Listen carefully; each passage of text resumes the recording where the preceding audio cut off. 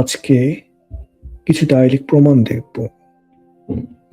ইতিহাস এবং বিশ্ব গণমাধ্যম বলছে 25শে মার্চ দিবাগত রাতে অর্থাৎ 26শে মার্চের প্রথম প্রহরে বঙ্গবন্ধু শেখ মুজিবুর রহমান বাংলাদেশের স্বাধীনতা ঘোষণা করেন। আসুন প্রমাণগুলো দেখি। প্রমাণ 1, আমেরিকার CBS news.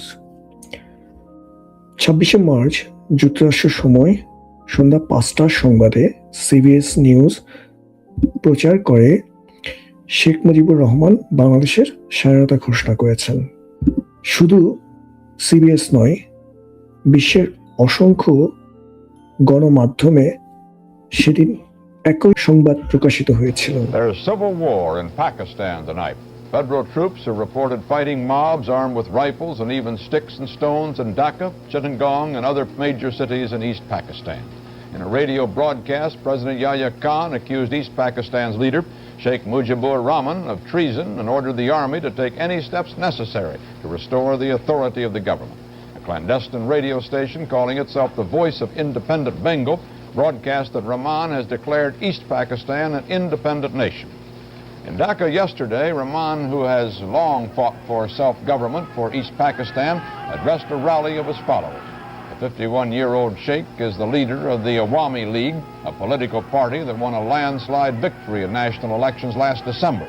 It was the country's first freely elected National Assembly in its 23-year history. But because of differences between Rahman and President Khan, the assembly has never been convened. There are some 75 million persons in East Pakistan. The feeling is strong there that the central government, 1,000 miles away in West Pakistan, has been treating them as second-rate citizens. The fact is that East and West have little in common, even speaking different languages. Rahman has asked if anybody can stop East Pakistan's drive towards self-government. Oh, nobody can stop it. Autonomy of East Pakistan? Nobody can stop it. Autonomy? Oh, definitely. Who can stop my autonomy? More than that. More than autonomy. No question of this and that. I want my rights. Emancipation. I want my emancipation. West Pakistan cannot do anything about it. Who can do anything when 70 million people are united behind us? Even with the army. What damn army can do?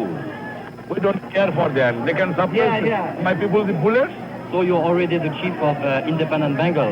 De facto, not legally, but de facto. What? I am representing the people of Bengal. Legally, morally. I am the man who can govern this country. প্রমাণ 2, মার্কিন সামরিক গোয়েন্দা নথি।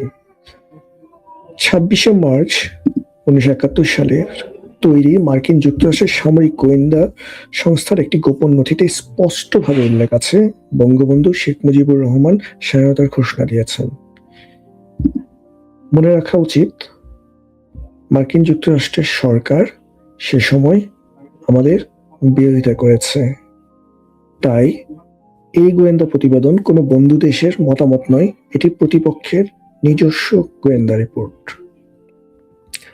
এবার আসি প্রমাণ 3, পাকিস্তান সরকারের নিজস্ব শ্বেতপত্র। মুক্তিযুদ্ধ চলাকালীন সময়ে তৎকালীন পাকিস্তান সরকার নিজে একটি শ্বেতপত্র প্রকাশ করে। সেখানেও লেখা আছে শেখ মুজিবুর রহমান স্বাধীনতার ঘোষণা করেছেন। যারা তাকে গ্রেপ্তার করেছিল তারাও স্বীকার করছে। এখন আপনাদের কাছে একটাই চ্যালেঞ্জ, যদি পারেন এমন একটি মাত্র দালিলিক প্রমাণ দেখান যেখানে স্বাধীনতার ঘোষক হিসেবে শেখ মুজিবুর রহমানের নাম নেই, অন্য কারো নাম আছে, শুধু একটি। ধন্যবাদ।